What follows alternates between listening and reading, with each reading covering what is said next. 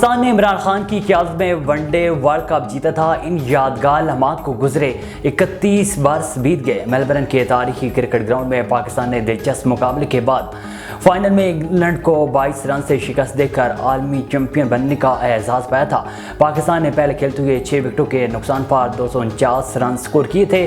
اس وقت کے کپتان عمران خان نے شاندار بیٹنگ کرتے ہوئے 72 رنز کی اننگ کھیلی۔ جاوید میرداد نے 58 رنز کا حصہ ڈالا، جبکہ انضمام الحق 42، وسیم اکرم 33 رنز بنانے میں کامیاب رہے تھے۔ جواب میں انگلینڈ کی ٹیم 227 رنز بنا کر پویلین لوٹ گئی تھی۔ نیل فلبر 62 رنز کے ساتھ ٹاپ سکورر رہے تھے۔ وسیم اکرم اور مشتاق احمد نے 3-3، عاقب جاوید نے 2 وکٹ، جبکہ کپتان عمران خان 1 وکٹ حاصل کر سکے تھے۔ دوسری جانب پاکستان کے تاریخی لمحات کی کچھ تصاویر انٹرنیشنل کرکٹ کونسل نے شیئر کی ہیں۔ پاکستان ہاکی فیڈریشن نے جونیئر ایشیا کپ کی تیاری شروع کر دی۔ اس سلسلے میں جونیئرز انڈر 21 ہاکی تربیتی کیمپ کا اعلان کر دیا گیا ہے۔ اولمپئن حنیف خان کو ٹیم منیجر تعینات کیا گیا ہے۔ پاکستان جونیئرز ہاکی ٹیم کا تربیتی کیمپ 28 مارچ سے لاہور میں لگے گا۔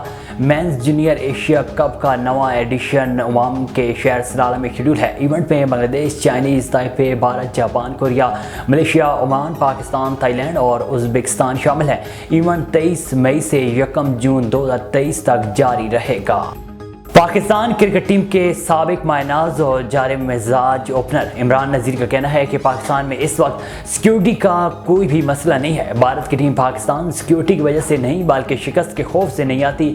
پاکستان میں ہونے والے ایشیا کپ کرکٹ ٹورنامنٹ میں تاحال بھارتی ٹیم کی شرکت مشکوک ہے اور امکان ظاہر کیا جا رہا ہے کہ ایشیا کپ میں پاکستان اور بھارت کے درمیان ایشیا کپ کے میچ کسی نیوٹرل وینیوز پر کھیلے جائیں گے۔ ایک انٹرویو کے دوران عمران نذیر کا کہنا تھا کہ جب بھارت کو پاکستان میں شکست کا سامنا کرنا پڑتا ہے تو بھارت کی عوام آپس سے باہر ہو جاتی ہے اور بھارتی ٹیم کے خوفزدہ ہونے کی اصل وجہ بھی یہی ہے۔ ان کا کہنا تھا کہ ابھی حال ہی میں متعدد ٹیمیں پاکستان کا دورہ کر چکی ہیں، حتیٰ کہ آسٹریلوی ٹیم بھی یہاں آ چکی ہے، لہذا سیکیورٹی تو صرف بہانہ ہے اور سائز یہ ہے کہ بھارتی ٹیم شکست کے خوف سے پاکستان نہیں آتی۔